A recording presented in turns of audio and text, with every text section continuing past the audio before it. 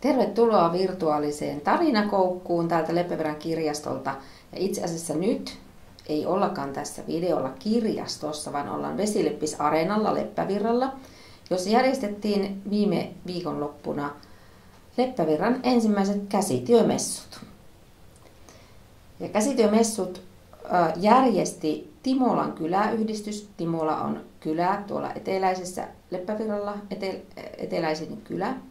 Ja tämä kylä täyttää 360 vuotta tänä vuonna, niin siksi on monia tapahtumia. Näinkin suuri tapahtuma sitten oli järjestetty. Tosin olihan siinä paljon yhteistyökumppaneita.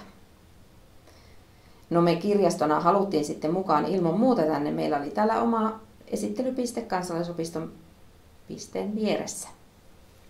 Ja tässä Hanni-Mari tyttärensä kanssa somisti meidän pistettä. Laitoimme koristeeksi näitä sukkahaasteen suunnittelumalleja. Ja tässä on sitten meidän piste valmiina. Siinä on kirjoja, esitteitä ja sitten meidän lukutokka lutukka siinä köllöttelee pöydällä. Ja sitten meillä on tuolla takana neuleita, jotka on vilahtaneet näissä meidän virtuaalisissa tarinakoukuissa. Joo, se olikin aika kiva. Me mietittiin, että pysähtyykö kässämessujen asiakas kirjaston pisteelle. Mutta meillä kävi siinä yllättävän paljon porukkaa. Ihmiset bongas noita meidän neuleita ja halusi tulla keskustelemaan niistä ja kysymään ohjeitakin ja miten on tehty joku. Sitten meidän tämä lutukka. Ja sitten tässä me pidettiin siellä pieni tarinatuokio, tarinakoukku liveenä. Eli meillä oli live-tarinakoukku siinä lavalla, ihan oma esiintymisaika, ja siinä me Anna-Kaisan kanssa kerrottiin, miten kirjasto ja käsityöt liittyy yhteen, ja myös sitten, että miten käsityöt näyttäytyy kaunokirjallisuudessa. Ja tässä me saatiin, kiva piste oli meillä Kansalaisopiston vieressä, siinä oli koko ajan ihmisiä, jotka kävi heillä ja kävivät meillä, ja tässä opetellaan pitsin nypläystä. Joo, eli Kansalaisopiston opettajat neuvoivat siinä halukkaille sitten miten nyplätään pitsiä. Ja siinä oli kokenut pitsin nyplääjä vieressä sitten esittelemässä. Ja tässä on aloittelija. Joo, niitä käsityökirjojakin katsottiin aika paljon. Että haluttiin katsoa, mitä on ilmestynyt ja mitkä olisi kivoja lainata. Ja se oli hyvä juttu, kun sitten saattoi mennä lankaostoksille, jos malli löytyi.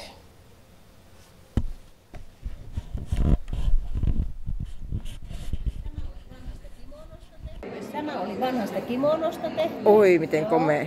Vanhoista farkuista. Tämä on ihan ostettu kangas, samoin tämä. Tämä oli vanhasta viltistä. Kansalaisopistolla on monipuolinen kurssitarjonta ja meillä on aina keväällä kirjastossa näyttelyt. Tänäkin keväänä siellä oli kaikkien kurssien juttuja. Monenlaista käsityötä, puutöitä, kankaasta ja salaista. Tämä on tuolla Anna-Kaarina ompeluryhmässä tehty. Joo, se oli suosittu ryhmä, eikö ollutkin? Oli, kyllä.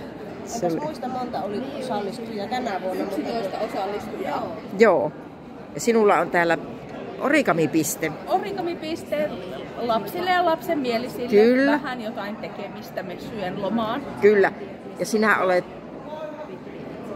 No niin, ja sinä pidät lasten taidekoulua. Joo, kuvataidekoulua, taideleikkikoulua ja aikuisten maalausta. Hyvä, hieno homma.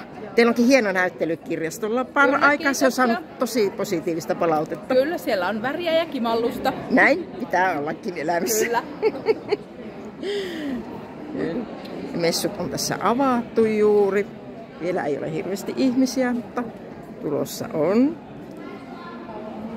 Ilona Korhonen, eli Ilu ja Handu oli myöskin siellä paikalla. Ja Ilonahan on esiintynyt meidän tarinakoukuissakin. Kimallusta löytyy täältäkin. Sitten Kaunismaan tilan Tuulikki Böhmisch oli siellä ja hänen messupisteensä muuten yleisö äänesti kauneimmaksi messupisteeksi. Ja häntä me on haastateltu virtuaalisissa tarinakoukuissa aiemmin, muun muassa kasvivärjäyksestä. Ja tässä meillä on leppävirtalainen hullu huovuttaja, eli Leena Mälkki. Ja sinä olet tehnyt näitä huovutushommia jo mitenkä pitkään? 8 tai 9 vuotta, en muista. Joo, ai miten ihania. Sulla on täällä koiria ja vaikka mitä. Joo, täällä on joulu ja pääsiäinen ja kaikki sellainen yhtä aikaa. Kaikki vuoden ajat, kaikki juhlat yhtä aikaa, Niin. kyllä. Täällä on Että siellä on noita akkaa ja noita lampaita. Nämä on pullopiiloja. Siis Oikeesti. todella kätevä. Ja nuhan, Joo. jos on lasipullo, niin ei särry, jos pistää reppuun tuommoisen kanssa. Kyllä. Ja varmaan vähän pitää lämpimänäkin. Joo, Eikö vaan? ja viileänä. Joo, se mitä paras. Ja sitten nämä on käsinukkeja. Ihana. Ota, kun mä löydän reijät, mihinkä mä Ne. sormet. Näin. Tässä on sakusammakko. Oi hyvä. No niin, ei muuta kuin hirmu hyvät messuilut Kiitos, teille, kiitos. kun meillekin. Hei, Hei hei. hei! Ja täältä löytyy tämmöisiä mielenkiintoisia koruja. Ja tekijä on leppävirtalainen. Kuka sinä oletkaan? Minttu Vitkonen. Ja sinulla on tämmönen Niima. Niima Arts. Joo. Ja sä teet mitä? No mä teen tällaisia käsinmaalattuja uniikkeja korviksia. Ja sitten mulla on tässä mukana tämmöisiä pienempiä tekstuurimaalauksia.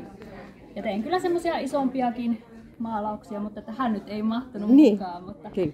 mulla on tuolla vanhan Varkauden kauppahallilla työhuone, niin siellä voi tulla tutustumaan sitten niin isompiinkin maalauksiin. Kyllä.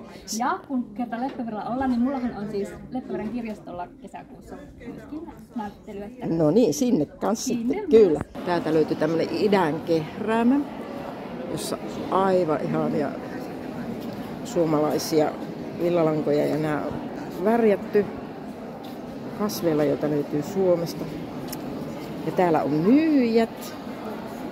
Tervehdys! Eli te olette täältä idän kehräämöstä ja sinä olet... Ja Paula on keramikko, joka tekee näitä sienimökkejä. Joo! Nämähän sopii mukavasti yhteen. Joo, on aina kaksi kaunihimpi reissata. Niin, kyllä. No onko nämä mökit semmosia, että sinne voi panna lankakeräjä? No, miksei joku pieni lankakerä? Niin, Voi säilyttää täällä. niin voi. Ja sitten kato laittaa tuosta reiästä langan tulemaan. Niin... Aivan. Tosi kivan näköistä. Hyvin käy yhteen nämä värimaailmalta ja muutenkin. Eli Nurmeksesta olette tulleet. No niin, kiva. Ja te olette niitä, jotka järjestää sitä Joo, Idänvirrastosta. Joo. Tavataanko siellä elokuussa? Ehdottomasti. Kiva. Tässä on 5 kuukauden kokemus. Ei mene puhkea, ei ole keinokuitua laitettu. Se on karkialanka. Eli tässä on tämmöinen Saimaa-spinneri. Oletko sinä omistaja vai? Tytär on omistaja. No niin, kyllä. Ja sinä olet täällä myyntihommeleissa. Kyllä. Eli tämä on kotimaista Tämä villaa. on kotimaista villaa kaikki ja pesu tapahtuu myös tehtaalla. Että ei viedä mihinkään pesuun muualle. Joo, kyllä. Se varmaan nopeuttaa aika Se paljon. nopeuttaa ja Joo. sitten varmistaa sen, että se laatu pysyy hyvänä ja sitten kotimaisuus. Tämä paita on tehtynä Joo. myös niin näistä tuotteista. Ettekö tämä aika uusi yritys? On joo. Joo. Ja missä te olette? Puumalassa. Puumalassa, joo. Kyllä.